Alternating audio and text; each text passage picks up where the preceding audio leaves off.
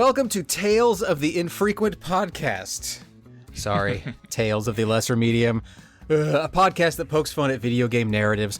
I'm your narrator, Caleb J. Ross, and I'm joined by my co-host. Hey, name's Gale.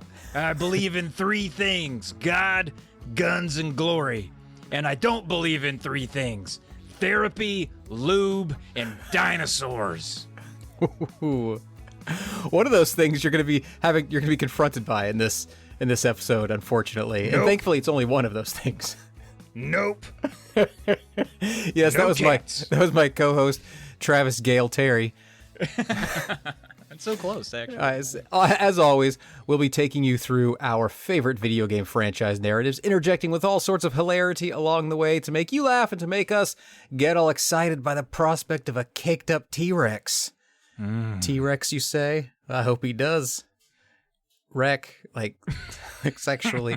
Anyway, that joke will reappear later, so consider this intro the seed planting to a callback. Today, we're diving into the redundantly named Dino Crisis, a survival horror series developed by Capcom. Seriously, you'd never hear a title like Dino Welcoming Party or Dino Chill Sunday Afternoon, because where there are dinos, there are crises. Crises? Christenings. They're Dino Christenings. That's a different game. Dino Crisis 1 is a survival horror game developed by Capcom, blending intense action and suspense in a world where prehistoric creatures are brought back to life due to dangerous scientific experiments, the best kind of scientific experiments.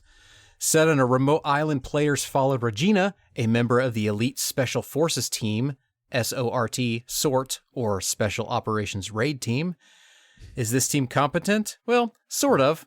Or Special Operations Raid Team occasionally functional, as we'll surely find out, because what kind of video game starts with a totally capable SWAT team, especially a Capcom video game, or a CopCam video game, okay? A CopCam video game is probably not functional either. Actually, I would love to play a cop cam video game where you're just from the officer cam. Yeah. That'd be kind of cool. It just malfunctions at convenient places and like, it's good getting it on tape. I'm sorry, man. Be like Mirror's Edge, where you're trying to parkour with like this overweight dude with this belt full of all these tools. He can't like get over shit. He's always out of breath trying to chase dudes. It'd be great. The only soundtrack is just hey, keys jangling. Jing. Yeah, it'd be great. Okay, I'll play it. I'm back on board now. Get to it, CopCam. SORT is sent to investigate a top-secret government research facility, though not too top secret because they're aware of it. Anyway, what starts as a straightforward rescue mission quickly turns into a fight for survival as Regina discovers that the facility is overrun by dinosaurs, thanks to an experiment gone horribly wrong, involving a mysterious energy source known as the Third Energy. The first energy was used to keep dinosaurs extinct.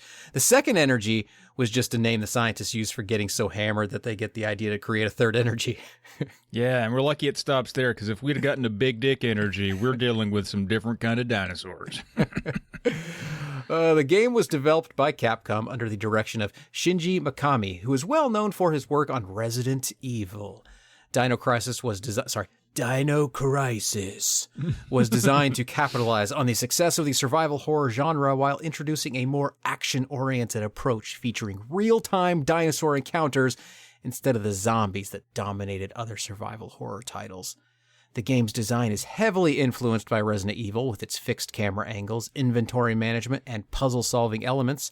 However, Dino Crisis stands apart with its fast-paced action and constant dinosaur threats, making for a unique and thrilling experience. You know, and I wish there was some acknowledgement that they were in the same universe, so then we could have a crossover like Resident Crisis, which I guess really would just be The Sims. Upon release, Dino Crisis was met with generally positive reviews. Critics praised the game for its atmosphere, engaging gameplay, and terrifying dinosaur encounters, though some noted that the controls and camera angles could be awkward at times. The game's blend of horror and action resonated well with fans of the genre, helping it to become a cult classic in the late 90s. Dino Crisis spawned sequels, though its original release remains highly regarded for its suspenseful and immersive take on survival horror. Yeah. Camera angles awkward at times. Understatement of the century. Camera ankles is one of the upgrades you get in Cop Cam. Cop Cam. There are only... Let's talk a little bit about the main character, shall we? There are only 5 human characters in Dino Crisis, and we'll introduce you to 3 right away. The other 2 will make their grand entrances as the story unfolds. Our main character is Regina, which is going to be really, really, really hard not to pronounce as Regina, because I'm pretty sure that's the name of the Canadian province. And ever since I learned that fact, that's how Regina looks to me. So Regina, a 22-year-old rookie, and if that's not true, and someone just told me that to make fun of me for not knowing Canadian provinces, I don't care. It's still Regina. I think it's a city. I think it's a city in Saskatchewan or something. That's not the part I was expecting to be corrected on. All right. Well, I appreciate it, though. The province is called Pussy. Where are you from? Regina, Pussy. Oh, is it nice there? No, not at all, man. It's awful. I relocated from the South in America, as you can tell by my accent. So our main character is Regina, a 22-year-old rookie agent with a sharp mind and even sharper reflexes. With her signature semi-short pink hair and cool-headed demeanor, she's no ordinary newcomer. And can you be other kind of headed besides cool-headed when your hair's pink? Huh? Hot pink-headed, maybe? I don't know. Despite her young age, Regina is highly trained, having completed several solo missions before this one. She's known for 3 things: her looks, her attitude, and her aim. She never backs down from a challenge, never hesitates to help a teammate in danger, and never misses a shot. These are the qualities I want in a partner, because I always back down from a challenge. I never hesitate to push a teammate into oncoming traffic, and I miss shots like a lot. You know, whether it's a simple pistol or grenade launcher that could level a room, Regina handles firearms like second nature. Me, 3rd, 4th, 5th, 6th nature. It's way down there. Then there's Gale, the definition of a hardened veteran.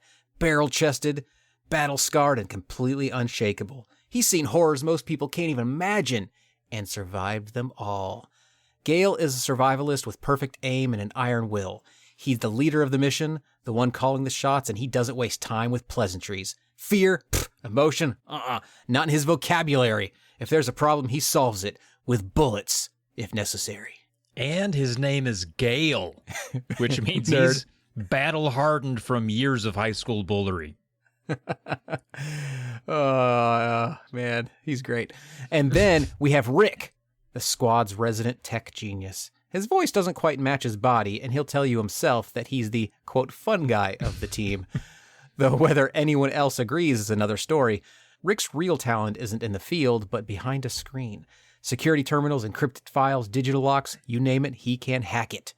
While his combat skills leave a lot to be desired, that's not what he was sent here for. As long as he can stay behind a keyboard and out of the crossfire, he's golden.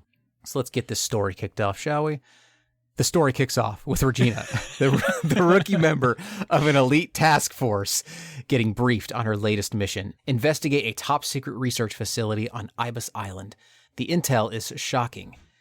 Dr. Edward Kirk, a scientist presumed dead 3 years ago, is very much alive and running some highly unethical experiments. What kind of experiments? Unethical, I said that, you dumb listener. However, the details are unclear, but given how hush-hush this whole thing is, it's nothing good.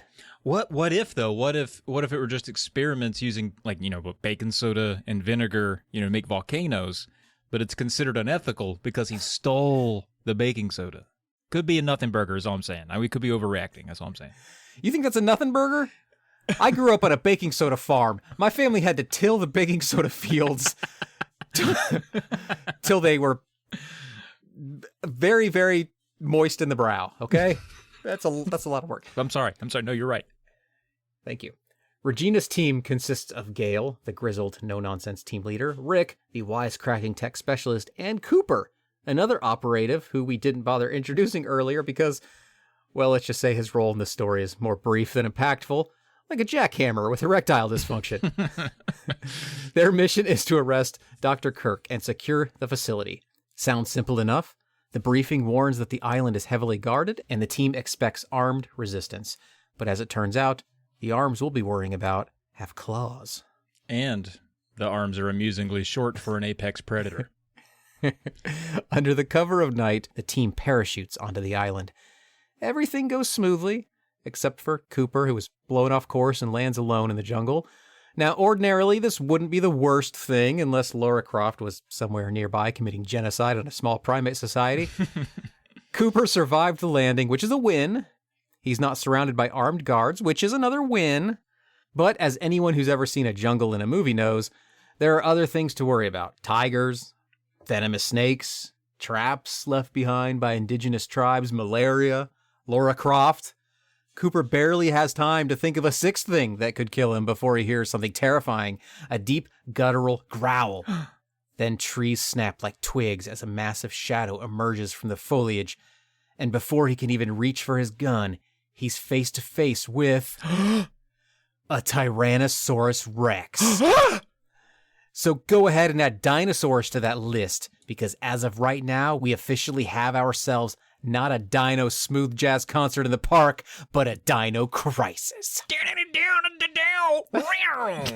Hey, don't sleep on malaria, though. That's a severe crisis facing many jungle inhabitants globally. Check out againstmalaria.com for more information on what you can do to help those affected by the spread. Also, pack some dinosaur spray next time you go out jungling, just in case.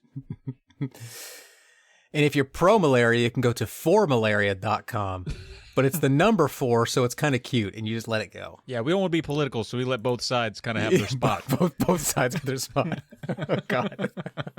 Hey, look, the Tyrannosaurus Rex probably has some very valid points, okay, in this game. We should probably listen. Meanwhile, Regina, Gale, and Rick make a clean landing, and they rub it right in Cooper's face, man. It's so great. They make a clean landing and rendezvous outside the research facility. They have no idea what just happened to Cooper, but something about this place is immediately off. For starters, the facility is completely deserted. No guards, no scientists, no signs of life at all. Rick, ever the optimist, suggests that the guards might have had a wild night partying and just haven't woken up yet, which would be a solid theory, except for the fact that typically people who haven't woken up yet are still, like around. You called it. I think second energy happened. With no clear danger in sight, the team decides to divide and conquer. Conquer what? I don't know. There's no danger. Why are they doing that? Doesn't make sense. Rick heads inside to find the control room on the first floor. If the security systems are still active, he'll be able to access the camera feeds and figure out what's going on and hopefully get some leads on where Dr. Kirk is hiding. Gale starts surveying the perimeter and makes a chilling discovery. Oh God, what is it? Is it Cooper's remains? Is it a dinosaur track, like a footprint? Is it a whole dinosaur? Lying on the ground, he finds a freshly discharged bullet casing. Oh. It's still warm, though. Oh. Yeah. So Okay. what does that mean? That means either bullet casings love the warmth of a campfire, very possible, or whatever happened here must have just happened moments ago. Then he notices, that was a good gasp. Okay, that's a good one. That's Thank a you. relevant gasp. Then he notices something even worse. A massive hole in the perimeter fence. And judging by, okay, that one wasn't It was quite. too many, though? I mean, should I save some? I think you should save a few. There's going to be more opportunities for Okay. gasps. Okay. Okay. And judging by the sheer size of it, whatever broke through wasn't just unfazed by the gunfire. It probably killed every last guard. That was just a little one. That was, okay, good. It's like a half gasp. Yeah. And that's the name of my memoir, I think. Just half gasp. Oh, I like that. Yeah, nobody reads it. It's very boring. And that's so boring, I had to draw attention to it. And that's when it dawns on them that though the facility might appear abandoned, they're clearly not alone. And that's an awfully big deduction to make from finding a warm bullet and a hole in a fence. Regina isn't entirely convinced by Gale's theory. In fact, she half-jokingly suggests that maybe he's the one responsible for the mess. Now, it's hard to tell whether she's being sarcastic or serious thanks to the game's wonderfully stilted dialogue, sometimes awkward, sometimes oddly self-aware. Either way, there's no time to argue as Rick finally checks in from inside the facility. His report? A whole lot of nothing. There's no guards, no scientists, no signs of life. Stuff we knew. There's not even power. Whatever happened here, it wiped the place clean. He urges Regina and Gale to locate the backup generator and get it running. The deeper they move into the facility, the more unsettling the atmosphere becomes.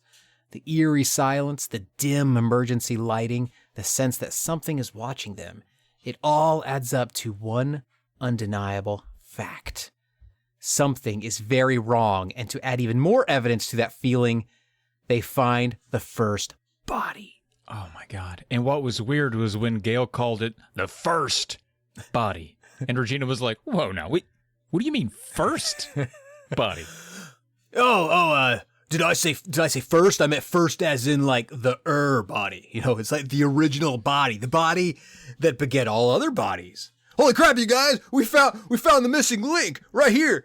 Mostly Gale, though. Gale found the missing link right here. Yeah, we should go report this immediately and stop suspecting me, Gale, of somehow being involved with all the murders around here. I mean, the one murder around here. Right, Okay. guys? High five. Let's go. Okay, Gale. It's just, okay, it's fine. I just the way you worded it's all. It's fine. Apology accepted. It's not just a dead guard. It's a mangled mess, ripped in half, limbs missing. Regina stares at the grotesque sight and mutters, "That's disgusting." Ever the poet, Gale ups the ante. This guy's been eviscerated. Something tore his intestines straight out. Wow, Gale sounds different now. Confirming one dead body really changes the way someone speaks. Whoa, that's crazy. A dead body. Whoa. Regina examines the body more closely and notices something disturbing. Tooth marks. Tooth marks. Whatever did this wasn't using knives or claws. It was biting through its victims. She scribbles malaria off her possibilities list. Well, she shouldn't, because malaria is a silent killer and can devastate. Some folks who suffer from malaria wake up without feet, Caleb. No feet. Sure, they didn't have feet before, and that's what made them easy mosquito prey, but I'm just saying we don't know for a fact that malaria wasn't involved here. In fact, to be honest, I think the evidence points more toward my Aunt Malaria. She lost her teeth many years ago and then turned to cannibalism. Who does that? Usually it's cannibalism first. Right? Because you have teeth. She lost her teeth and then was gumming through her victims. Very loud chewer. Ugh. Death was not silent with my Aunt Malaria. Dedicated, though. Yeah, that's true. She got through a body and a half in her lifetime. That's not bad. Mm-hmm. They move on from the disgusting corpse and eventually reach the backup generator room. The hum of machinery and the cold metallic walls make the space feel claustrophobic. Gale, taking no chances, offers to stand guard while Regina heads inside to get the power running. And with that, Regina steps into the darkness, completely unaware of what's waiting for her on the other side. See, I don't know whether I would want to go inside or stand guard. Because outside, it's calm right now, but there are guys littered around here that are decorated with their own intestines. But then again, we don't know what's inside the building either. So it's kind of a coin flip for me. I don't know which is the better option. Legitimate conundrum. Regina quickly gets to work on a color-coded battery puzzle that will hopefully get the generator going again by adjusting switches and aligning circuits. After a few button presses and some lever flips, the generator hums back to life, flooding the facility with dim emergency lighting. It's a small victory. Yay! But there's no time to celebrate. Oh. As she turns to leave, the sound of rapid machine gun fire erupts from outside, followed by a sharp cry of pain. Oh no, Gale accidentally shot himself while trying to scratch his wiener with his gun hand again. Oh, God damn it! Son of a bitch! Regina! Regina! This is why I wanted to bring someone along dedicated to scratching my wiener. You said it wasn't in the budget. Now is fixing my broken wiener in the budget? Okay. I'm going to have to stop shaving it if that's what's going to happen every time. This fucking shaft itches get to me, man. It makes me more aerodynamic when I fight, so I always do it pre-mission, but I always end up regretting it. I both want to know and don't want to know how shaving your pubes makes the shaft more aerodynamic. I can show you. No, please don't. That's all right. Thanks, Gale. She bolts out the door, scanning the area for Gale, but he's not where she left him. Instead, the night air is thick with an eerie tension. A strange hissing noise cuts through the silence, followed by the creaking strain of metal, like something heavy pressing against a chain-link fence. Still, no sign of Gale. Then she spots it. A fresh hole torn through the fence, jagged edges bent outward. It wasn't there before. Did something burst through it? Why hasn't he responded to her calls? That's when she sees the blood. A long, dark streak smeared across the walkway, leading away from the breach. Something, or someone, was dragged. Regina cautiously follows the blood trail. I mean, I don't know that I would. I mean, she has no idea there are dinosaurs around here like we do. But she did hear a machine gun, heard a man scream, then heard a hiss, and saw a hole in the fence, then saw a giant streak of blood leading away from her, and she saw a corpse that was in multiple pieces early. You know, if I'm her, I'm not feeling particularly curious. I'm going back to the generator room, and I'm waiting for daylight. I don't think it's a coincidence that all this stuff happened right when the generator was powered on, because everything here just sounds like the electronics in a haunted house. Oh. I think this is a haunted house. That's and they probably got what the we're power running. Yeah. Okay. Mm-hmm. Oh, well, all right. You know, that gives me some comfort. And the tale has been told. Before Regina can process her next move, a velociraptor drops down in front of her, its talons clicking against the metal walkway, its eyes lock onto hers, and in a flash, it lunges. Regina doesn't hesitate. She turns and bolts, sprinting down the fenced-in walkway with the raptor in pursuit. She barely makes it through a gate, slamming it shut behind her. That'll stop it. Dinosaurs hate gates. I've seen Jurassic Park. They respect the shit out of that gate. Yeah, and unless she thought something else caused the giant holes in the fences, I don't know why she thinks this gate's going to stop it. Well, see, anyway. if the whole fence were gates. Oh, it should have been a gate fence. Yeah. That's the thing. The one way to make a fence stronger is to add hinges. Everywhere. Everywhere. A moment of relief until she remembers that this is the same kind of flimsy chain link fencing the dinosaurs have already shredded through like tissue paper. The raptor stares at her through the barrier, tilting its head as if considering its options. Then, instead of bothering with the fence, it simply leaps over it, landing right in front of her again. Regina's acting like she's never seen a dinosaur before. Come on, girl, they're agile. Run! Yeah, and this confirms two bad things. The thing that can jump over the fence and the thing that goes through the fence, right? Oh, that's true. Those are two different things. That's a good point. Those are two different things. Huh. But good thing Regina doesn't panic. No, sir. Instead, she pivots and dashes through another identical chain link doorway, the same kind that just offered her no safety from the raptor. The raptor pauses, watching her go, probably thinking, well, seriously? That was your plan, huh? More chain link fences, all right, all right. And then, for reasons beyond human comprehension, it simply decides it's not worth the effort anymore. I don't know, maybe it's bored. Maybe it respects the hustle. Maybe it understands that video games need an omnipresent threat. Either way, it turns and disappears into the shadows, leaving Regina to wonder if she just survived because she was too stubborn to die, or if the raptor went back to finish eating Gale. Ah, well, that's good news. I mean, for her. It would suck for Gale, you know, if he were eaten. Yeah. I only like dudes named Gale. See you later. See you later, Regina. All right, toodles. I got tiny hands that I can wave with. Bye-bye. I love the dinosaur character. Yeah. If you've got a physical impairment, you might as well make it part of your personality. So I'm a waver. I wave. Hi. See you later. Bye. Yeah. Speaking of good news, Rick calls Regina on the walkie of the talkie variety, in case you guys didn't know, to let her know that the security systems are back online. Regina, in turn, hits him with some bad news. She's lost Gale. Rick, being the little scamp he is, quips, "Ha! So what's the bad news?" Regina decides now is a good time as any to test the waters with Rick's open-mindedness. "You're not going to believe this.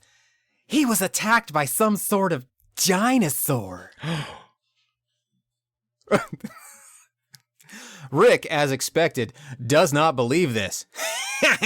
Yeah, it's a good one, Regina. Was it Barney? Get it? Like Barney, the dinosaur? No, I got it. But the thing about Barney is he's not violent, so that wasn't a good guess at all, Rick. Come on, man. Regina is in no mood for this nonsense, despite the fact that she was actually the one who introduced the nonsense. But she goes on, "This isn't a joke, you idiot. We were just attacked by a big-ass lizard." Rick then questions the placement of the hyphen, okay? Is it a lizard with a big ass, or is it an ass lizard that just happens to be big, okay? The answer here will dictate whether Rick does a striptease to distract the ass lizard, or if he learns a little something about himself as he gets rock hard at the thought of a caked up dino. There's a little thick fucking Donkasaurus. Oh, yeah. No, none of that happens.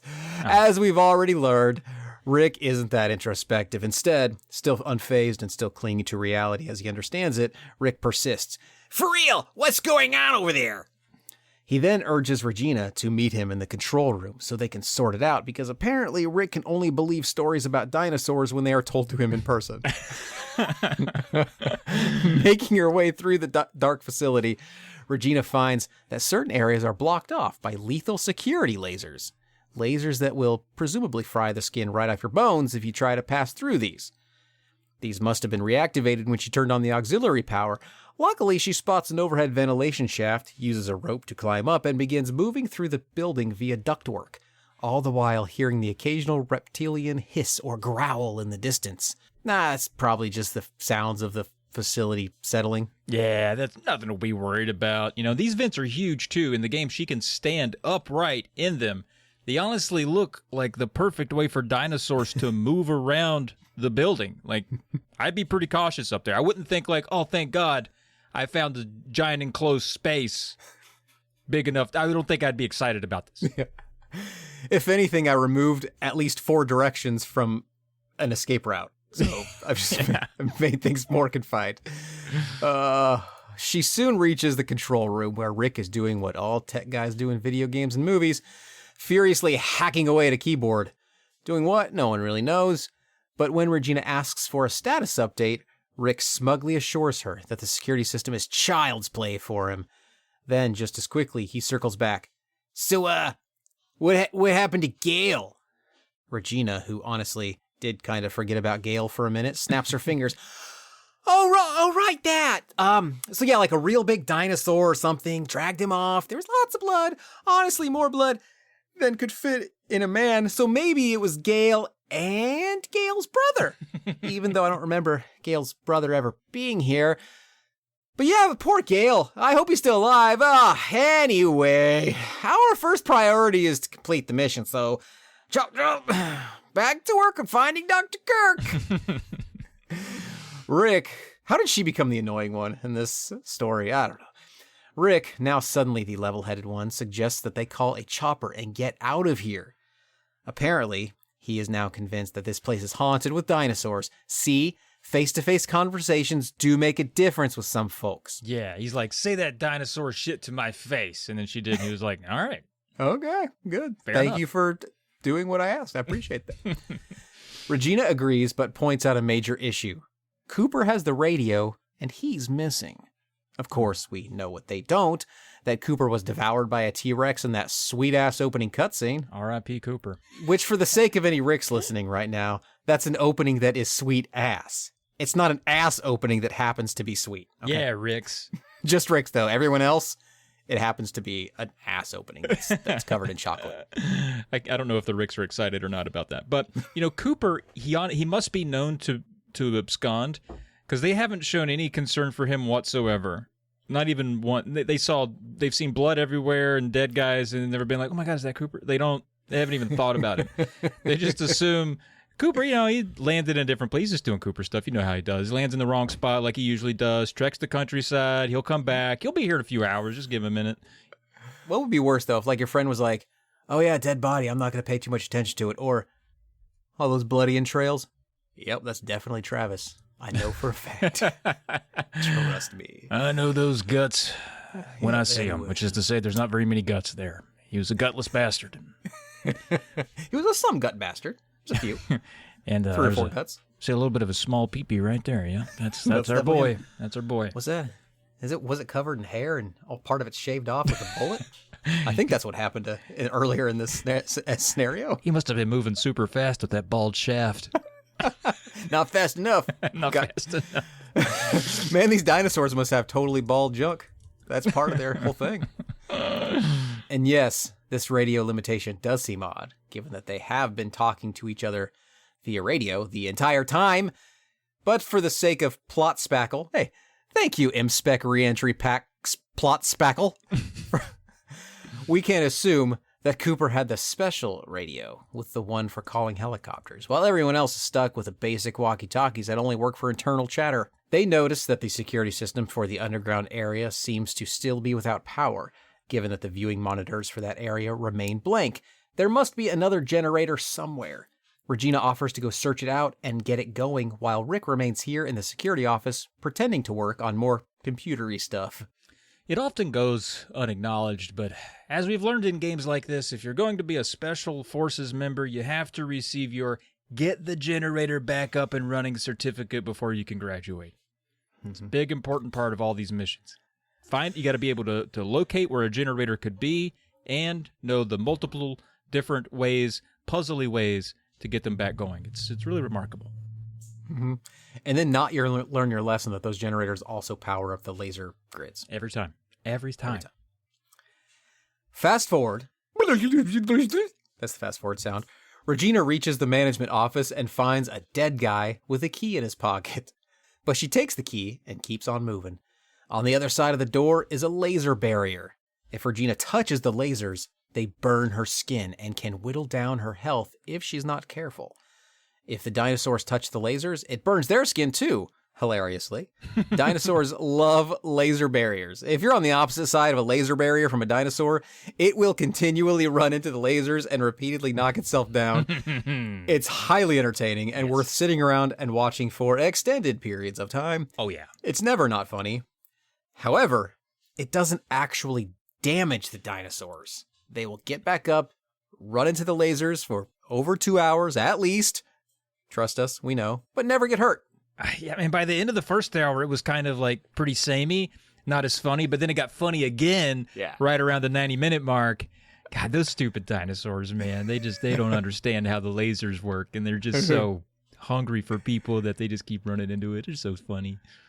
That's the same theory that makes these episodes really long. We're like, it'll be funny at first, and then it's going to be really not funny. But stick around, man. It gets funny at the end again. It'll happen. I promise. Around 90 minutes, it clicks back over. It's magic every time. Fortunately, Rick is on it. He manages to unlock the control panels to the laser barrier just outside the management office, meaning that Regina can now control it. We know this because Rick radios Regina to let her know this, and ends the conversation with, "Hey girl, just got it going." He's so smooth, man. Yeah, he wanted to end that sentence with "on." "Hey girl, just got it going on," but he didn't, because he's a classy gentleman. Now she can turn off the barrier to pass through it and then turn it back on once on the other side to prevent any dinos from sneaking up behind her. Unfortunately, that's not the direction she should have been worried about, as she's immediately greeted head-on by a dinosaur blocking her path down the hallway. It is here where Regina learns a very important lesson. That Rick is super corny and kind of sucks? It's a lesson worth learning. Glad she did. Yes. And also, see, it's not just that the laser barriers hardly affect the dinos.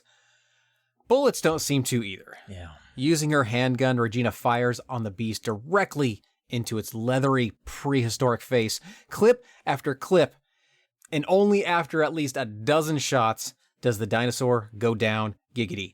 Out of breath, Regina reloads the pistol and tries to move further down, only for the dinosaur to get back up and rush her again. She unloads another clip into the dinosaur's head, causing it to fall once more. Paranoid now, Regina aims her pistol at its body, prepared for it to stir again. Blood begins to pool around the downed body of the big lizard, indicating, in video game terms, that it is officially dead. Got it. Regina learns at this moment that shooting the dinosaurs is futile. She must sprint from them from here on out if she is to stand a chance at survival. Otherwise, she would need hundreds of gun magazines strapped to her body to even stand a chance, and the weight of the artillery alone might kill her. Yeah, or hear me out. Bring a satchel full of asteroids next time. Dinosaurs fucking hate those things, man. When the asteroids hit the Earth, the dinosaurs are like, "Ew, get away, ew, no, not one of those. Yucky, gross. Kill it. Next, Regina enters a locker room, presumably male, given the bikini-clad pinups on the walls, but you never know. You never know. Here she takes what is called a DDK disc, which merely acts as another type of key in this game, as well as a code for the weapons storage locker. Great. Maybe, with stronger weapons, we could manage to take out a dinosaur or two around here. Okay? Mm-hmm.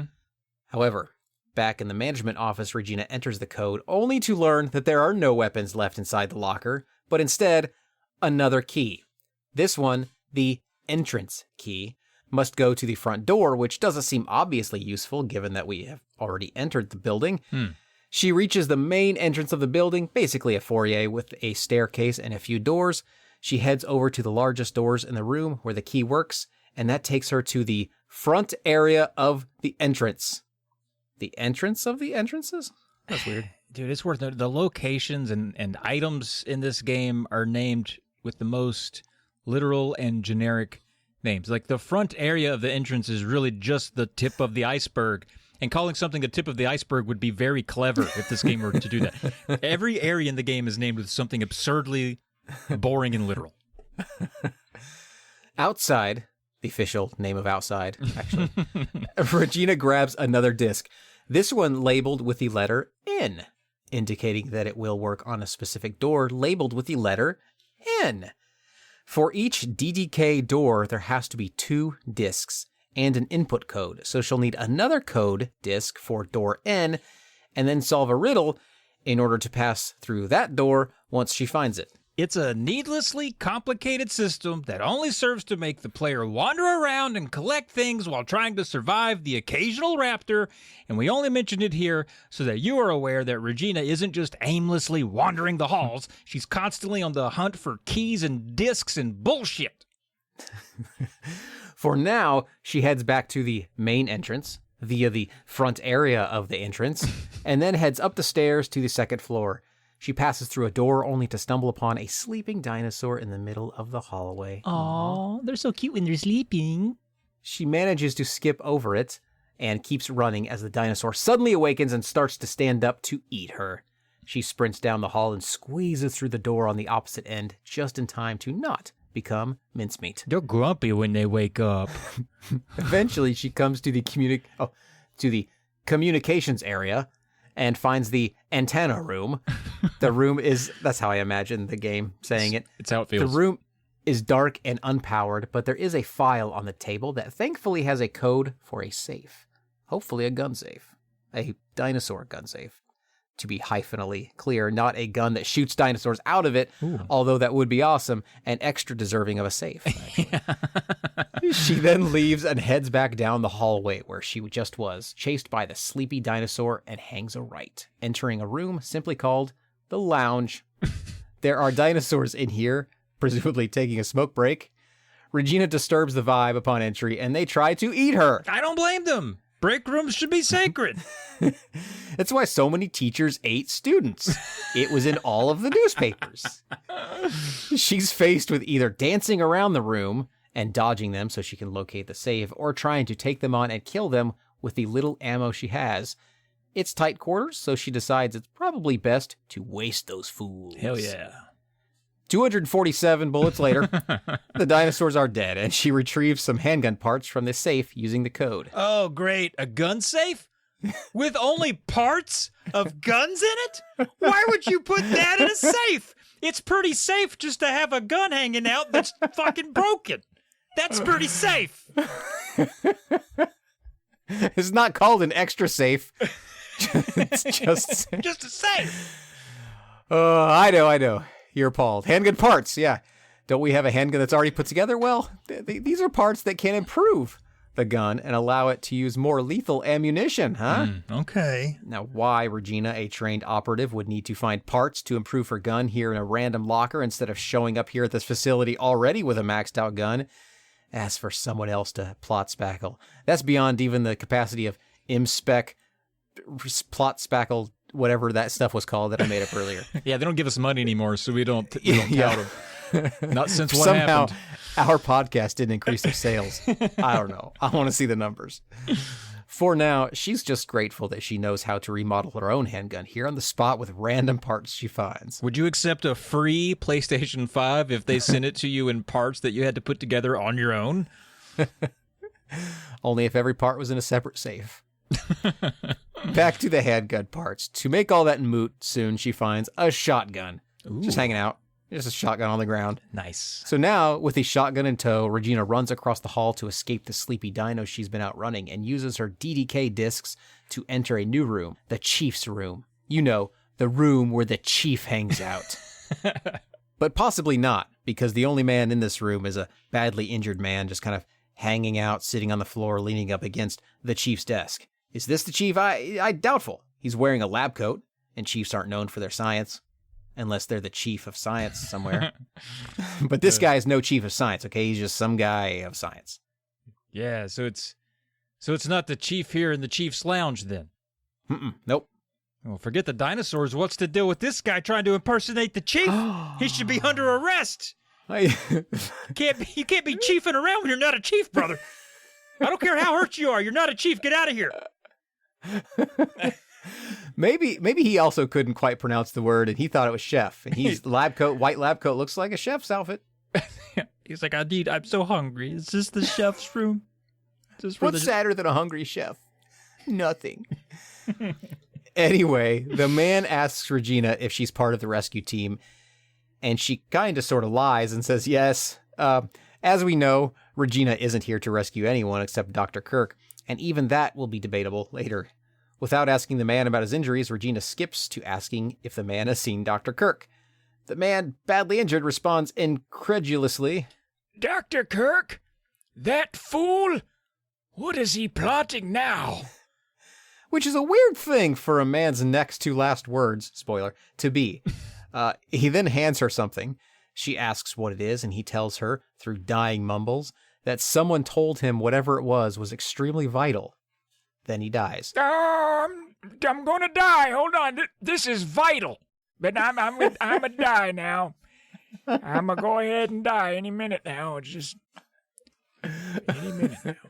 The timing is incredible. I'm glad you walked in when you did, because I was like, I'm gonna die in just a minute. And here you are. Anyway, I'm out. I'm not a chief. I didn't think it was going to be his last words. I knew he had something else left in there. Then he dies. Okay. Upon inspection, the thing he handed Regina is a panel that can unlock an electric lock. Oh, well, whatever. Doesn't seem that vital. Regina shoves it in her pocket and expects the rest of the room. Yeah, she's like, okay, whatever. Whatever, dude. God, dying guys and their fucking unhinged rambles. I know how to turn off generators. All electronic locks bow before me. This is fine. I don't need your disc or whatever the fuck you gave me. Fast forwarding through some puzzly stuff, Regina uses this panel and the one she picked up earlier on a contraption she finds on the wall behind the chief's desk. Once unlocked, she gets a key card and another input disc. As Regina goes to exit the room, she's interrupted by... The chief? Was it the chief? Did he show up? Yes. If you mean the chief of all dinosaurs, the T-Rex. Appropriate gasp. Pause. Thank you. As Regina is on the upper floor, she's about head height with the T-Rex, who bashes through the window with its face and lunges at her with its gnashing teeth. Using the shotgun, Regina pumps some shells into its open mouth, causing it to back away. This only deters the T-Rex momentarily, as it quickly regroups and lunges again. Regina waits until he opens up wide and pops him again, and again. Finally, the T-Rex decides that Regina and her shotgun might be too spicy for his taste and leaves her alone. Well, see you later. Adios. Thanks for shooting me, though. Bye-bye. This is my hand. I'm waving with it. Bye-bye. Regina, extremely brave or dumb, you decide, walks over to the hole of the now missing window where the dinosaur barged through and stares out into the darkness of the dinosaur-laden night. I would not do that. I would not stand near the window, that window, or any window, ever again. Now, equipped with 2 DD discs labeled N, she makes her way back toward the main entrance to locate the letter N labeled door. Hell yeah, dude. Matching letters. She's like the Cookie Monster of puzzles. Okay, I think that makes sense. Yeah. Along the way, she's radioed again by Rick, who warns her that he spotted a humanoid-like figure somewhere near the trading room. Humanoid-like figures sound a lot better than T-Rexonoid-like figures at the moment, so Regina isn't too off-put by the news. However, the humanoid form could be Dr. Kirk lurking around, so it's worth checking out.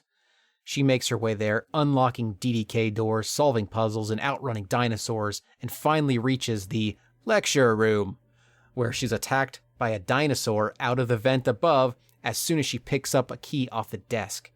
The dinosaur appropriately lectures her about stealing in a way that dinosaurs do best, by knocking her to the floor and biting at her and writhing its head like a dog with a chew toy. Wow. But suddenly, machine gun fire rings out, and the dinosaur goes down giggity. Lara Croft? Is that you?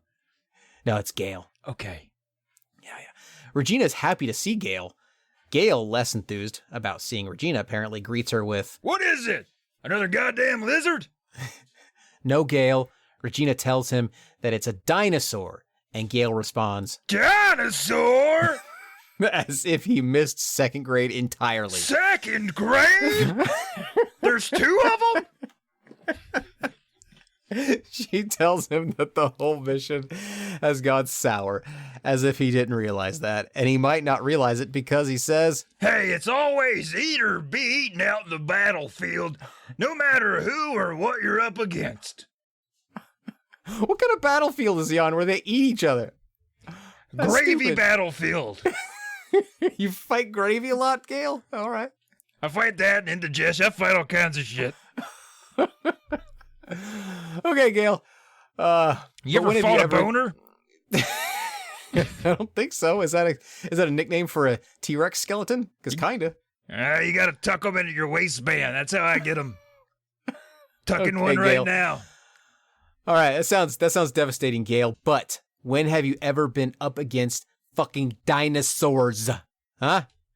I don't believe in them. Okay, well, this is a weird time to take a stance on that, Gale. Regina tells him she has no info on Dr. Kirk yet. Gale tells her that his radio is dead, so he needs to get back to Rick so he can fix it. Perhaps the humanoid form that Rick captured was just Gale trying to find somewhere private to suck on the end of his radio. I love sucking on the end of it. I love it. I like the flavor of the plastic. I like the way it hums in my mouth.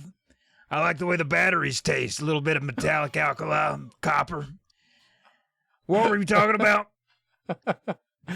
Ever since you started talking about ingesting weird things, now you got a serious Alex Jones vibe going on. This is like...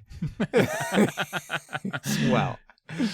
Anyway, Regina's current mission is to locate the backup generator so that Rick can assess the feeds and control the security mechanisms for the other half of the building.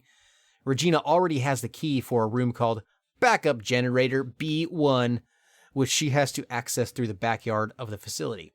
She gets there without issue, climbs down a metal detector and into a dark basement where she successfully puts together another generator puzzle and voila, power. Rick, ecstatic, immediately radios her to confirm the power is back online and asks her to return to him. There's something urgent he needs to tell her about. See, he's learned the value of face-to-face communication and is addicted to it. Regina makes her way through the facility and back to the control room where Rick is still clacking away on a keyboard, doing God knows what. Gale looms nearby. Perhaps Rick was able to repair his broken radio. Regina, understandably annoyed, asks why she had to risk life and limb to come all the way back here. Gale explains. I spotted someone on the underground monitor. Thought it could have been a dinosaur you guys are talking about, but then I reminded myself if the frogs are gay, the dinosaurs are gayer. It was just a brief glimpse. I'm pretty sure of it. Rick, I need you to open the shutter to the underground area. Regina, your next destination's going to be there for hunting down Dr. Kirk. Before they can finalize a plan, Regina's communication device beeps with a distress signal. She assumes it must be Cooper, but Rick offers another theory. Maybe it's Tom. Yeah, maybe it's... Wait, who's Tom? Agent Tom, no last name provided, was sent to Ibis Island before Regina's team. His mission was to infiltrate the main research facility and determine if the energy project conducted there had potential military applications. During his investigation, Tom, disguised as another researcher, discovered that the lead researcher of the project was none other than Dr. Edward Kirk, the team's current target. Up until that point, Dr. Kirk was believed to be dead. Suspicious? Absolutely. But Tom, the charismatic type, apparently, managed to earn Dr. Kirk's trust and gain access to many restricted areas. Is the phrase gaining access to many restricted areas a veiled allusion to the sexy science courtship to foreplay path that every lab-coated science hunk dreams of? Yes. We'll say yes. Yeah. And as a former scientist myself, I can say with absolute certainty that HR will not take this lightly. I'm not going to dig into that former statement. Tom's final report revealed Kirk's involvement in the project and recommended immediate action to stop him. We'll delve into more details about the project and its potential consequences later. For now, we have a dilemma. Regina's device indicates that the location of the signal is to the east of where they entered the facility. Here's how the conversation plays out. What's the emergency? Gale just told me he saw someone on the underground monitor. It flashed by pretty quick, but I'm sure I saw something. Rick, open the shutter to the underground area. What is it? It's a distress signal from one of our team members. It must be Cooper. Yeah, or it might be Tom. He infiltrated this facility posing as one of the researchers. Can you pinpoint the signal? It's coming from outside of the building, to the east of the rear entrance we came in from. Look, we'll deal with it later. Our first priority is the survivor in the underground. It could be the doc. What are you talking about? He's asking for our help. We don't leave our own behind. And what if it's a trap? Would you want one of us to come and rescue you? Don't bother. I'm willing to take that risk. Remember our mission. We're not here to babysit. That's your way of operating, not mine.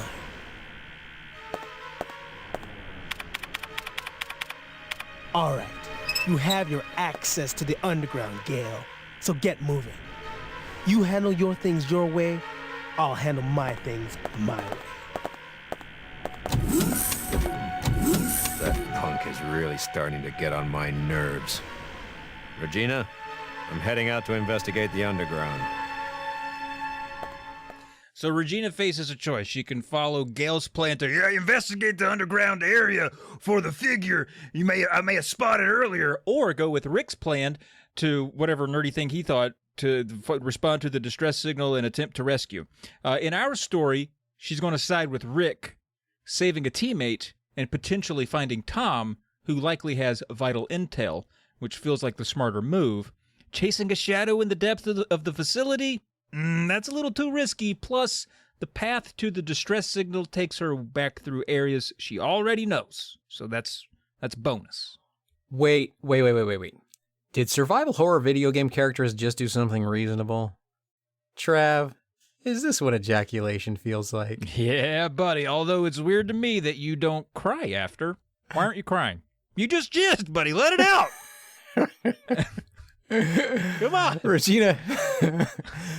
You're right. This is great. Now say something about your daddy. You miss him, don't you? Something? Anything? I do so much. Okay, there it is. Oh, this Got is a lot coming. euphoric. Oh, wow. Regina heads out toward the gate they originally entered and makes her way east toward the signal. Along the way, she dodges a handful of raptors before arriving at a large platform for a lift labeled, in the most literal way possible, large-sized elevator. Subtlety isn't this facility's strength. If the name makes you think it's the perfect dinosaur stage for a showdown with large-sized dinosaur, think again. Instead, Regina gets dive-bombed by a goddamn pterodon. It swoops at her claws out trying to snatch her up, but she ducks and weaves like a pro, making it to the door marked large-size elevator control room. Inside, she finds Rick kneeling beside a badly injured Tom.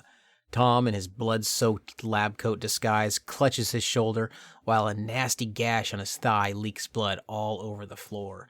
The man is a mess. Tom tells them that Dr. Kirk is insane, and his experiments, previously thought to involve methods for developing new energy, actually have nothing to do with that at all. I beg to differ. I think Dr. Kirk was trying to get at the heart of fossil fuels. That's energy, huh? It is. Thank you. Yes. That's first. Tom- That's first energy. That's like one of That's the first earlier energy. energies. Yeah. Tom hands Regina a DD code disc labeled L, giving her access to the power room for the large-size elevator outside. Rick says he'll stay with Tom while Regina powers up the elevator.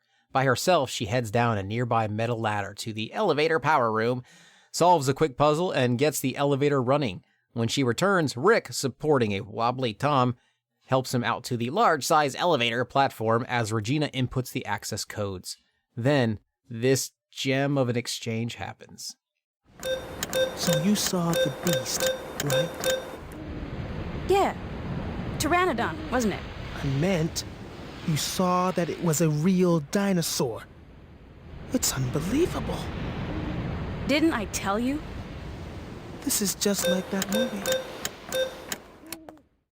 A subtle Jurassic Park nod there. Gotta love that. We also learned that this is the first time Rick has actually seen a real dinosaur. The whole time. This is the first time he's seen one. And he had only heard about them from Regina and Gale, which is odd, considering he's been glued to the security screens the entire time. Are dinosaurs really that good at avoiding cameras, Rick? Or what have you been click-clacking at over there, huh? What you been doing? I tell you what he's been doing. He's really good at doom scrolling TikTok videos on his phone while he should be working. Should be working, Rickard. Rickard? Richard. Rickard. Yeah, Rickard. Rickard, whatever. The elevator descends to the bottom. You know I'm saying Rickard every time it comes up now. I'm sorry. I hope you know that. The elevator descends to the bottom, opening into a room ominously labeled the carrying out room. The space is packed with crates as if this facility's movers never quite finished their job, which sounds weird until you remember that the room is not called the carried out room, okay? They're in the process of it. And Crane looms nearby, conveniently ready for some puzzle-solving action. Regina operates the crane, clearing the crates out of the way so that the trio can proceed. With the path clear, they decide to split up. Tom and Rickard head to the God damn it. Take two. Tom and Rickard head to the medical facility where Rickard can tend to Tom's injuries. Before parting, Rickard turns to Regina and says, "If Gale gives you any more of his bull, be sure to beat him down for me, okay?" Sure, Rick, no problem. Add that to the to-do list. Fight dinosaurs, find Dr. Kirk, kill our boss. Anything else? Several things, but I'll tell you, I'll ask for him later. Thank you, Rickard. Regina watches them go before turning her attention back to exploring the underground labyrinth. As she navigates the dimly lit corridors, the scene shifts to Rickard and Tom entering the medical facility. But surprise! It's not empty. A large raptor is inside waiting for them. Tom, despite his injuries, is the first to react. Spotting the dinosaur, he shoves Rick to the ground, pulls an Uzi out of his blood-stained lab coat, and shouts, "Chew on this!" The scene cuts away before we can see the aftermath, leaving us to wonder, did Tom actually take down the raptor? Or is the medical facility about to gain 2 more patients? Then it cuts back and the dinosaur is literally chewing on the Uzi. Like, what? Meanwhile, Regina is still wandering through the underground facility at her own pace, methodically trying doors, peeking inside rooms, and keeping her eyes peeled for any sign of Dr. Kirk, and of course, giant lizards. Eventually, she makes her way to the medical room where we last saw Rick and Tom. The scene inside is grim. Rick is standing motionless, staring down at the carnage in front of him. As Regina approaches, she sees what he's looking at. Tom's remains. A gruesome pile of viscera with his Uzi resting on top. Aw, dinosaur, you didn't even touch your Uzi. Ate your dessert first. Come on. It's clear Tom fought to the end to protect Rick from the raptor attack, but he didn't make it out alive. Regina tries to console Rick, telling him it wasn't his fault, but he's visibly shaken. After a moment of silence, Rick mutters something about heading back to the control room and trudges off, leaving Regina alone in the aftermath. Will somebody pick up this man's Uzi? We're just going to leave it here? Just get it. Among the debris, Regina finds an ID card on a nearby table. It's a small silver lining. This card should help her access some of the locked doors she's encountered, including one that leads to the strategy room. She makes her way there, hoping for answers. Inside, she finds an important gadget, the FC device. While it looks like a glorified PDA, this little machine is critical to progressing deeper into the facility. More on that in a bit. As she examines the device, Gale radios in.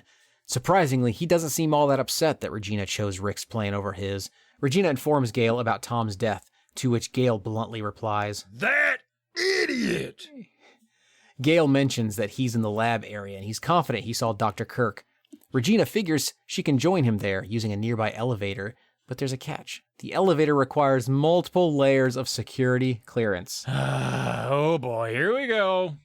No, don't worry. This is where the FC device comes into play, short for fingerprint collecting device. Oh. It allows Regina to extract and encode fingerprints. The elevator in question requires 3 things: an ID card. Check, got that.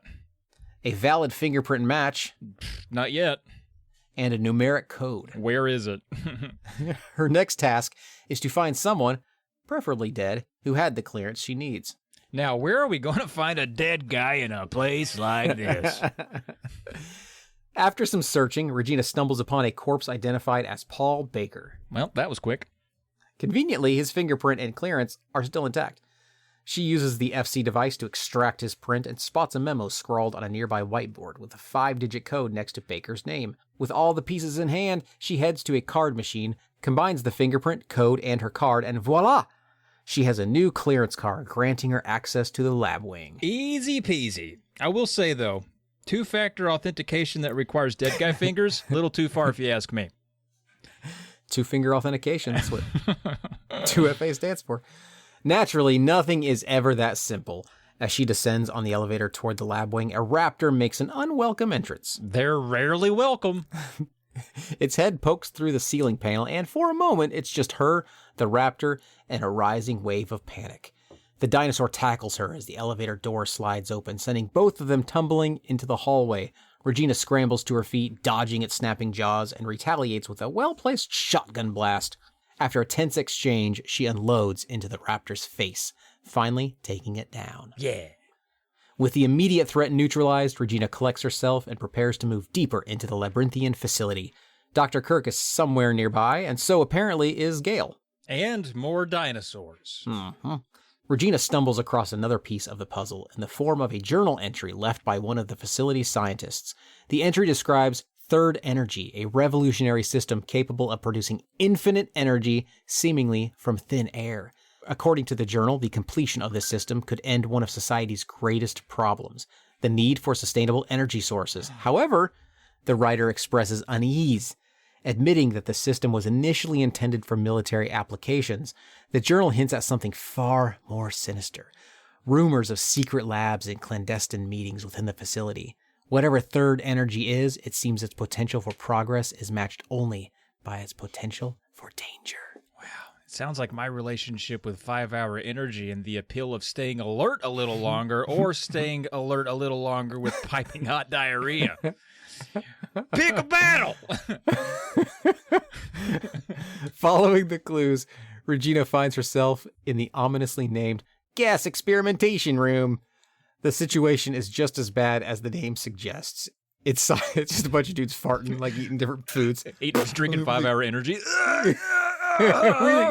Only 2 more hours. The situation is just as bad as the name suggests. Inside, she sees scientists slumped against the far wall, clearly in distress, trapped in a chamber filled with thick yellow gas. A nearby console prevents the door to the chamber from opening until the gas can be rendered breathable. Love the old fart lab. My God. Regina immediately sets to work on the console, which features a complicated system of knobs and switches allowing her to mix and balance different gas pressures. It's a tense race against time, but Regina manages to get the gas levels stabilized. The yellow fog dissipates and the door to the chamber unlocks. She rushes inside to check on the scientist, but it's clear he's not going to make it. Oh no, he's farted out, completely deflated. Oh no. He weakly mutters, "What are you planning, Kurt?" Before collapsing, the scientist hands Regina a key, telling her it will grant her access to Dr. Kurt's personal lab. Then he dies. Regina hands off to find... Sorry, one little left. squeaker at the very end, I think, is poetic. Yeah, just... Regina heads off to find that personal lab. Personal being an interesting way to describe it, as you'll soon learn. Fast forward, Regina moves through the facility, finding the necessary keycards, passcodes, and doodads necessary to finally reach the room where the passage to the personal lab is located. And also remember that anytime Regina is on the move, she is constantly running through dinosaur-filled hallways and has to dodge, dip, duck, and dive her way from location to location. I feel like that gets missed a lot in our tellings of these. We're like, and then they went here, and then they went there. But they're not just walking around. They're fighting for their fucking life. You know what I'm saying? Mm-hmm. You know what I'm saying. I know what you're saying. Shit, I mean, you're talking to the co-host. I know what you're saying.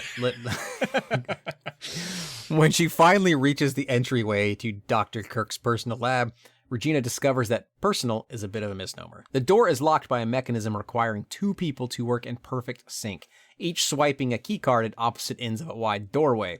With no other choice, Regina radios Gale for backup. In classic Gale fashion, he arrives gruffly and without delay, ready to get things done. What the fuck is this? Some kind of big fat fucking door we gotta swipe shit on? Yes, Gale, it is some kind of big fat fucking door. Together, nailed it in one. Together, they time their key swipes perfectly, and the heavy high-tech door slides open. Neat. So yes, Dr. Kirk has an ape index of plus 37 inches, which is how he's able to access his personal lab alone. That's the only way. He must be part pterodactyl, big wingspan on him. The sight inside the lab stops them in their tracks. At the center of the room floats a glowing, translucent, orb-like sphere, its surface swirling and pulsing with faint, otherworldly colors. Unsure what it is, they don't go near it, and eventually it disappears. Oh, thank God. Turns out it is a simulation of third energy. More importantly, at the moment the glaring absence of Dr. Kirk became painfully clear, the man has once again slipped through their grasp. Gale is visibly frustrated that the operation is taking too long. His patience is clearly running thin. Hey, so is mine. Regina finds Kirk's journal that essentially indicates something had gone wrong with the experiment and that he was moving to exit out the bottom floor. Why he chose to take the time to write this in his journal if he was trying to evacuate is interesting to say the least, but Regina realizes he might not be far away. It appears Dr. Kirk's terminal allows for the control of a nearby emergency evacuation hatch. About this time, though, an emergency warning plays over the loudspeaker. Alarms blare, lights flash, doors slam shut, and the voice announces that this facility is going into lockdown. I think it's a little late for that. Yeah. Don't you? The dinosaurs are already in there. Yeah. It seems Kirk tripped the security system to lock them in, but Regina is a smart cookie and reworks a nearby circuit panel to disable the alarm and bypass the door lock. Rick radios in to let Gale know the entire bottom floor is infested with dinosaurs, to which Gale replies, "No sweat. I'll take them out one by one if I have to." Which is exactly how we've been doing it the entire time anyway. Yeah. Infestation is not something I want to hear described. I used to describe a bunch of things that are bigger than me. Yeah, you know? exactly. That should be reserved for bugs. That's it. Just That's their bugs. thing. Yeah. Yeah. Rick has a different plan.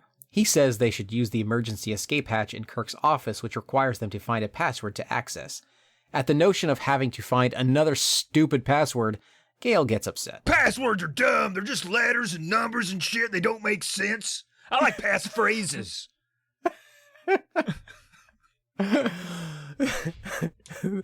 The most recent rule for security is to make passwords longer, not just more complicated. People can brute force complicated passwords. They have a harder time brute forcing long passphrases. Every idiot knows this.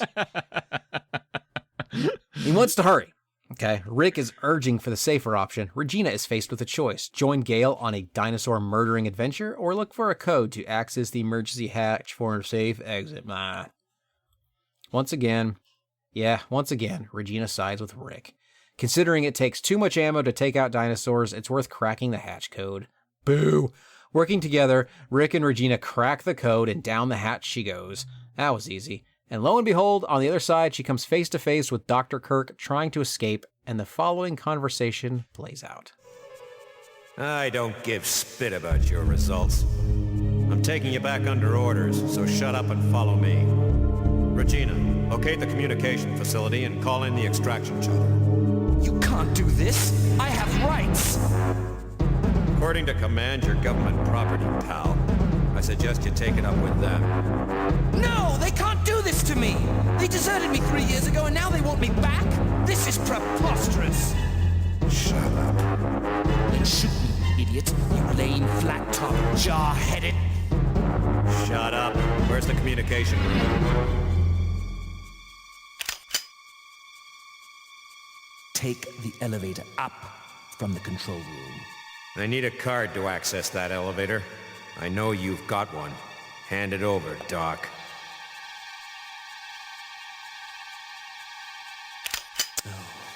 Fine.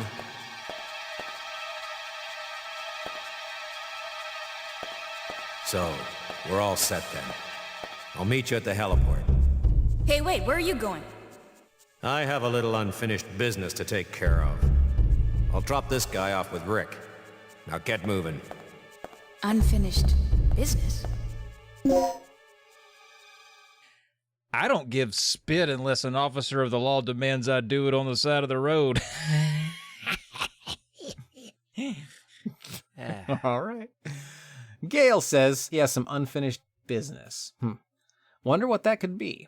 He leads Kurt back toward Rick and tells Regina to meet him at the helipad for evac. Seems like our mission for locating Dr. Kirk is a success, and it's time to head home. Not quite. Damn. Not quite.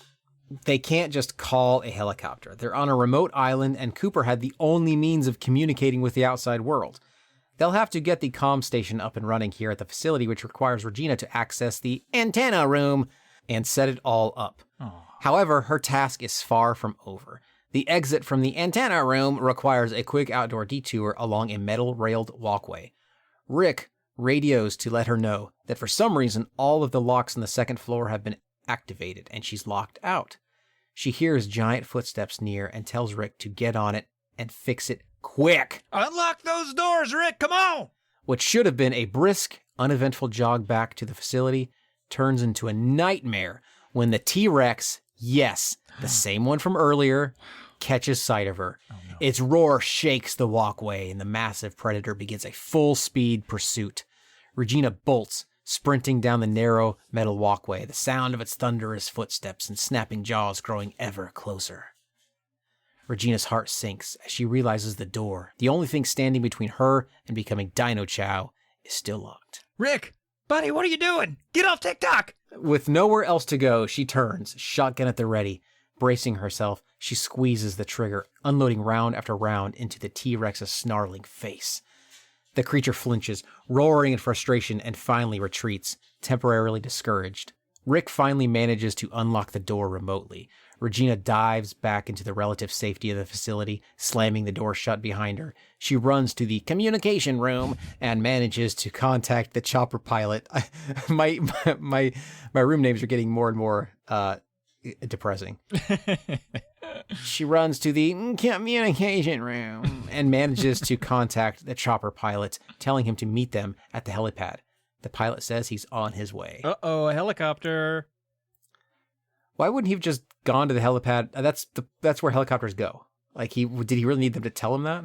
I don't know, man. Just go there. That's where you go. I don't know. You could have been waiting there. Like, it's got a big H in a circle. You can't miss it. At the heliport, Regina arrives out of breath to see Rick and Dr. Kirk waiting. Gale isn't there yet, and no one knows where he is. The helicopter then approaches the pad and starts to lower itself, but has to retreat back into the sky quickly as the massive T-Rex barrels through the concrete enclosure surrounding them. Surprise! They'll have to deal with this big sumbitch before the helicopter is ever going to be able to land here. But before they can even react, the T-Rex snatches the helicopter out of the air with its jaws and thrashes it to the ground, killing everyone on board and leaving a heap of twisted, burning wreckage on the helipad. R.I.P. another Tales of the Lesser Medium helicopter. My God.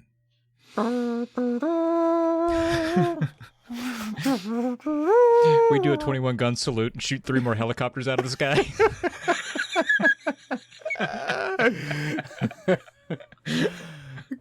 Kurt takes this opportunity to run, and Rick chases him. However, when Rick gets to the elevator, Kirk is gone, and the elevator has been left inoperable. It will take time for Rick to fix it. It takes time for Rick to fix anything, let's be honest. Regina hangs back to square off against the T-Rex, running in circles and firing the occasional grenade. Oh yeah, we have grenades now.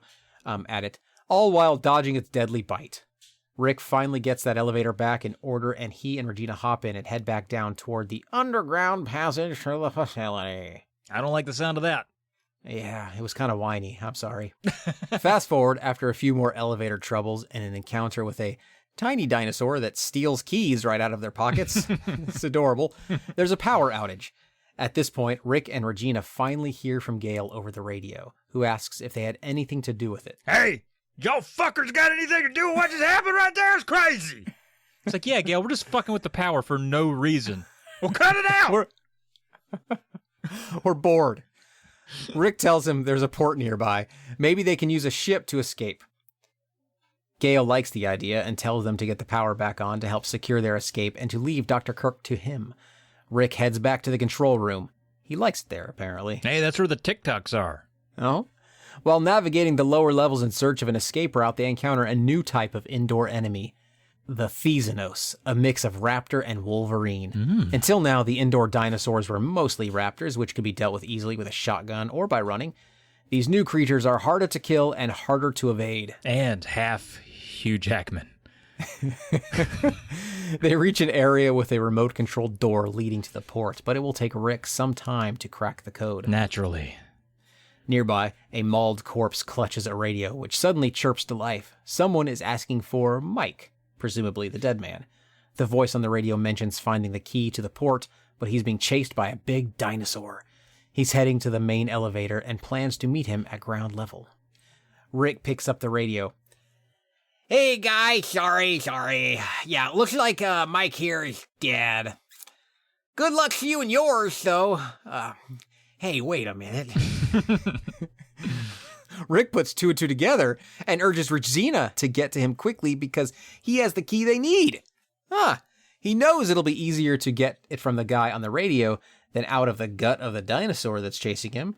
Regina reaches the doors of the large-size elevator just as it arrives. Before the doors open, she hears a man scream from the other side. When the shutter lifts, the T-Rex's head swoops down and tries to snatch Regina, but crashes into a large generator in the middle of the room, knocking itself and the power out cold. Hey, good news. Sleepy dinosaur. Bad news, no power. Gale's like, hey, there y'all go again messing with the goddamn power. Stupid kids. Yeah. Regina quickly locates a fuse and completes the puzzle to get the power back online. Hardly an inconvenience. She tiptoes past the sleepy T-Rex, raises the shutter, and sees the bloody aftermath of the man she heard over the radio earlier. She takes the port key from his pocket and snatches his fingerprint for good measure. Oh, yeah. Regina meets back up with Rick, and they access the door that leads to the port, but stop in their tracks at the sight of a glowing third energy vortex blocking their path, much like Regina saw before Kirk's lab. Rick flips a coin into the vortex, and it disappears inside it, which tells him, can't go that way. Hey, he should have made a wish. The only plan they have now is for Rick to research if there's a way around it, while Regina looks for clues or leads. There must be something powering this third energy stuff, so Regina sets out to find the generator for it. There's always a generator for it. Maybe she'll check the third energy area for the generator or something. And yep, it's right there. But it's not the kind of thing you can explode. I mean, that's too unpredictable. They need to initialize it first and lower its output or something. Either way, it requires Dr. Kurt's personal ID card. To have so much security in this place, there are an awful lot of fucking dinosaurs in it everywhere. Dinosaurs don't have fingerprints. Right. That's how you get around fingerprint locks. Oh, you know, just don't have a fingerprint. I'll be damned. Regina heads back to Kirk's office. Maybe he left it on his desk? Doubtful, but where else are you going to look? And lo and behold, Dr. Kirk is there waiting for her. Ooh. Unfortunately, though, he has a gun, and he points it at her head as she enters. I mean, dinosaurs are roaming around. I'm pointing my gun at anything that moves. I'm not mad at him for this. That's fair. As villains do with the upper hand, Dr. Kirk can't keep his mouth shut, thus revealing his plan to harness the power of the third energy to create an alternate time-space continuum. He explains that the energy can swap spaces from different times, which is how dinosaurs ended up in their present day. Regina confronts him, questioning how many lives were lost for this discovery, but he dismisses the casualties. Enter Gale. He intervenes by quickly shooting the gun from Kirk's hand and calls Rick for backup. Rick, get your TikTok ass in here.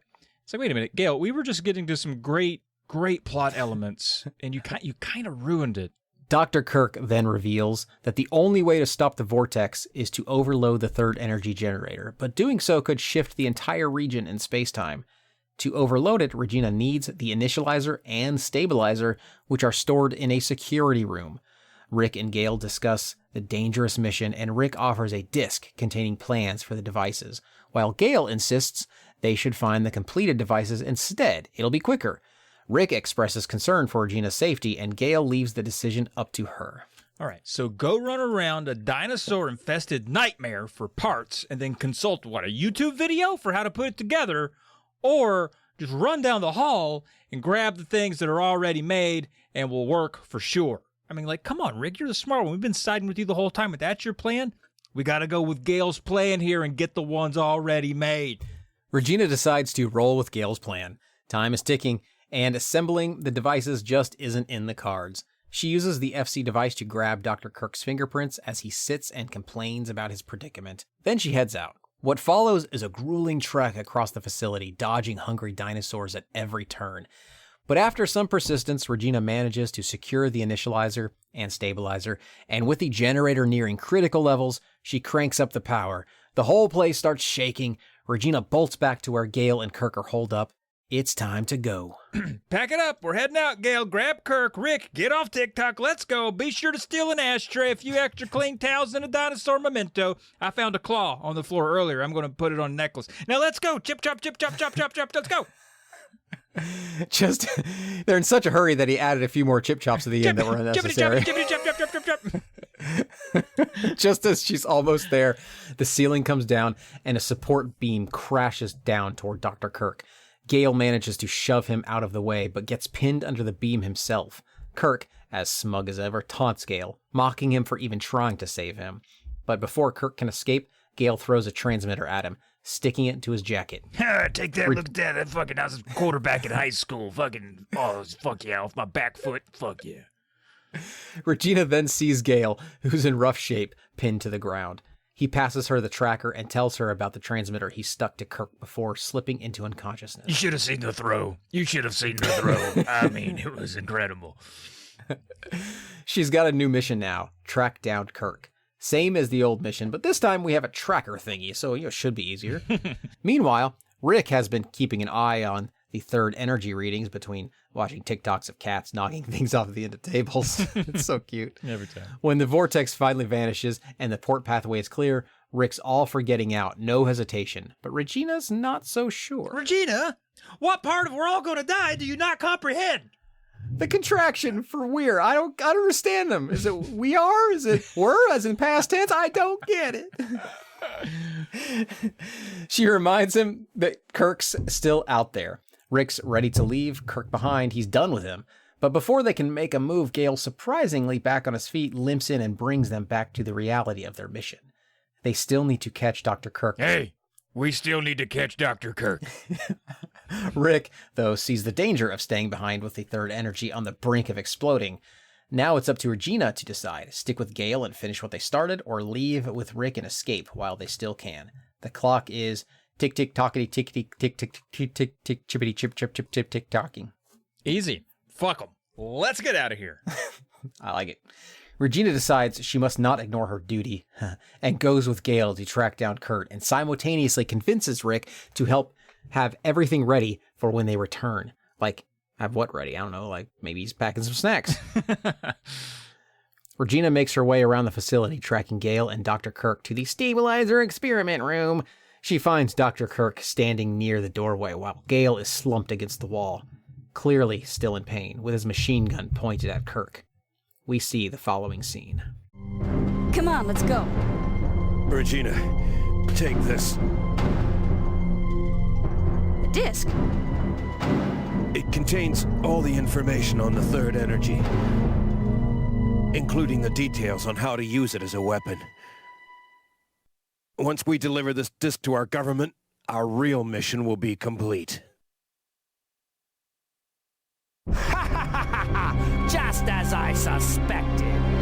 What do you mean, our real mission? Our mission is to take back Dr. Kirk. That was the official lie they fed you. Your boss only wanted the data from the very beginning. What are you talking about? Don't you get it, girl? It's so obvious. The government doesn't want me. They want the third energy. They want this weapon all to themselves. And this whole mission was a front from the very beginning. Our government knew that Kirk's project had to be some type of weapon. I mean, just think about it. A staged, accidental death, political asylum, a secret non-weapon project at a hidden military base. And you know how this country has always been famous for developing new weapons in secret. Our government knew that there was a new weapon, and they wanted it. Our real mission was to ascertain all information on the weapon so that only our country can exploit it. Dr. Kirk's just a bonus. I can't believe it. Ha! You naively called me a devil before. But if you think about it, you know who the true devil is. I don't understand, Gale. Why didn't you tell us? I can only guess that the two of you were too clean to be trusted by the top brass. And what about you? I didn't want to put either of you in danger. What you didn't know couldn't hurt you. This has all been quite enlightening, but can we go now? You're right. Let's go, Gale. At this point, Regina reaches toward Gale, but he slumps all the way down the wall and dies. And this is the reward for a lifetime of service to the government. Sad, isn't it? Let's go. And Regina turns and punches the shit right out of him, then makes him follow her out. Regina then tells Rick about Gale, who just mumbles, "Yeah, let's go then." Mumble, mumble, mumble. Rick ushers Dr. Kirk out of the port exit and toward a ship, hopefully. They never confirmed one would be there. This requires them to tiptoe past the unconscious T-Rex, who thankfully appears to be sleeping off that generator concussion. The three of them board a hovercraft. That's right, a fucking hovercraft. Nice. It rides along an underground water channel at what looks like a very high rate of speed, but apparently not fast enough, as from behind them they see the T-Rex sprinting toward them through the water, somehow as fast as they are, even though it doesn't look like its legs are even moving. Is this T-Rex also a hovercraft, maybe? We can't prove that dinosaurs didn't hover. In fact, I learned recently that the T-Rex had feathers. So maybe it's like fucking flying above the water like a fucking gull, like a seagull or something. Probably. I think he's maybe just really excited about the prospect of finally getting to high-five someone. Like, he's never been able to do that with his all tiny arms. Yeah, a little Hey, bit. I just want to use these hands for something other than waving. Hey, come back here. Come back. Hey, wait up. Regina hops on top of the hovercraft, shotgun in hand, taking shots at the beast. Ow, ow, ow.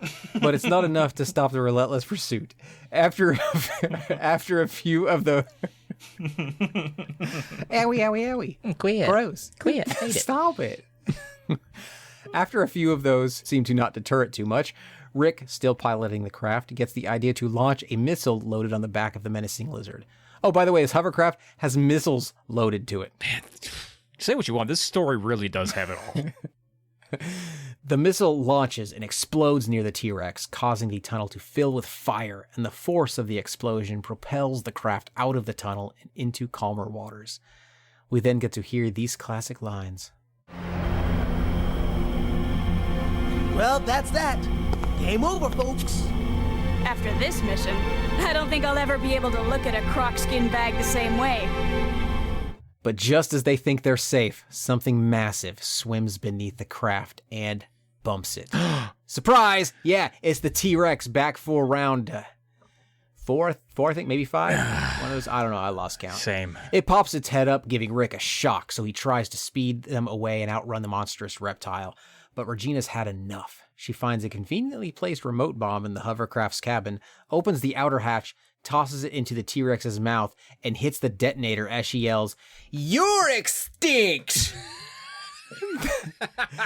The T-Rex explodes into pieces, and the trio speeds away. Although I think you can hear the T-Rex kind of laughing, like, I get it. Oh, that's good, that's good.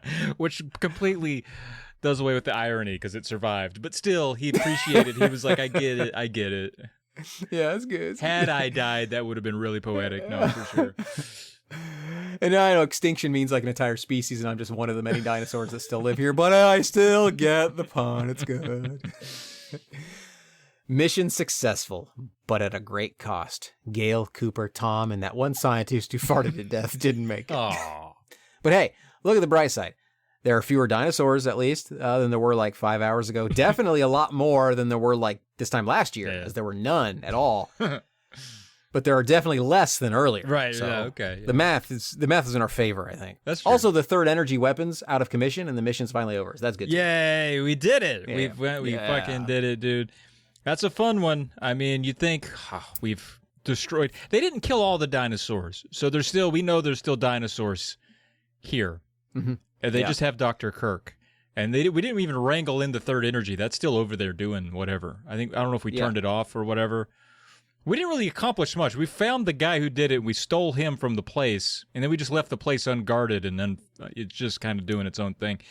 Happy ending. Not really. We lost Gale. He was my favorite. Tom seemed cool. Fart guy was fun. So I don't know. I feel like it was great. I don't even know that I'm happy that the way this ended. Now that I'm thinking about it more, kind of sad. Yeah, it's pretty sad. I do like though that the game is entirely not about the thing that the game was originally about. So it's like a sequel is guaranteed because nothing was resolved at all. It's true, which is cool. I like that actually. Yeah, and one thing about this trilogy. Every game, so in the Resident Evils, the games you get a lot of the same characters, but you also like a lot of the same mechanics, play styles. It sort of has its own thing.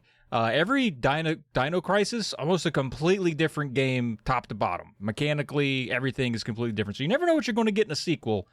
So you'll have to stay tuned for the next episode. Yeah, you're gonna find out in a few short months. Maybe I don't even know when we're really, but we'll see. Soon. You will get more. You'll get more Crisis for your Dino. Oh, yeah. Yeah. Yeah. All right. Well, that's going to conclude it. Well, thanks everyone for waiting for like a year.